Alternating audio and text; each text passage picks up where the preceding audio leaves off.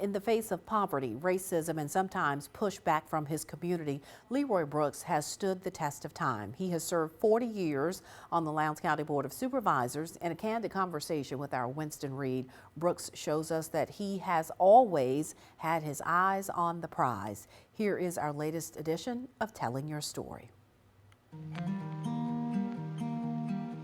You know, there are black people that I may not get along with, and it has to do with your value system. Not all black people have the same value system.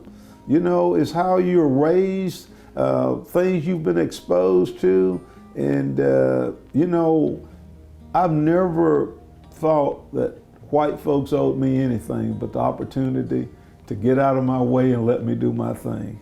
You know, I think that the key to a lot of personal success is you got to be responsible and disciplined. As I reflect back on life now, boy, I grew up in poverty, hard poverty, but I never thought about it because my parents showed so much love, but everybody that I knew pretty much grew up like that. As young kids, we were aware of segregation and the implications of all that. You know, we understood, you know, we were separate and how we were to interact. I knew I wanted to get out of Mississippi, you know, so I got an ROTC in high school and I loved it. So when I joined the Air Force, I was leaving forever, you know. Did you want to get out of Mississippi, go to the Air Force because of the racial phenomenon? Yeah, you know, two reasons I wanted to go to the Air Force. One was that when I graduated from high school,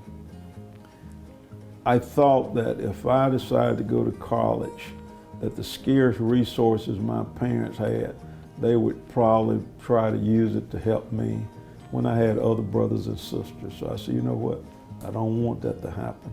The other thing was I wanted to get out of Mississippi, you know, and so I joined the Air Force, and it was the greatest thing that I've ever done in terms of my life story, because again, I was able to see some things, and that is when I really recognized how poor we were. There were not a lot of blacks on boards and commissions, and blacks being hired, and you know, they were not really sensitive to some of the issues impacting the black community. One of the interesting things that may be a Southern phenomenon, there have always been select blacks that benefited from whites being in office. You know, they were supporters. You know, there were, you know, I'd be the 12-year white incumbent who had been in a majority black district for 12 years, and his relationship with them was great. I had to go out and get young people registered that had no connection to it. And so that was, you know, and so when you started talking about, you know, we needed to do this and that, you had board members, you know, well, you talk about race too much. Well, if y'all had done what you're all supposed to do, we wouldn't be talking about this.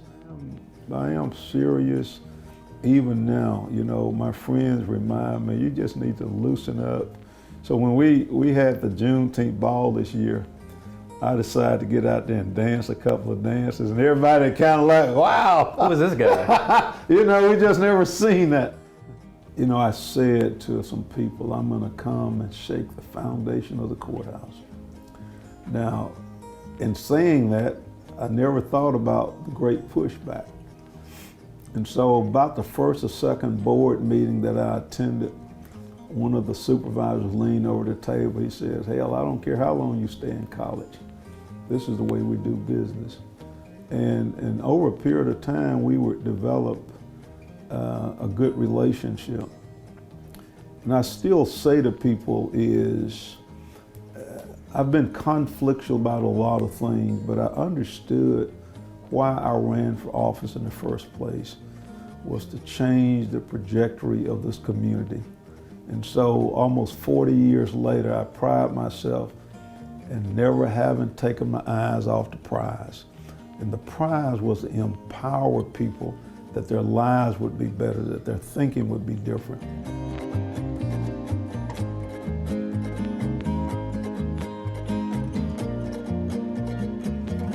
So So there's a lot more to that conversation. You can see all of it with Leroy Brooks at WCBI.com. Click on the Features tab to hear Brooks tell his story.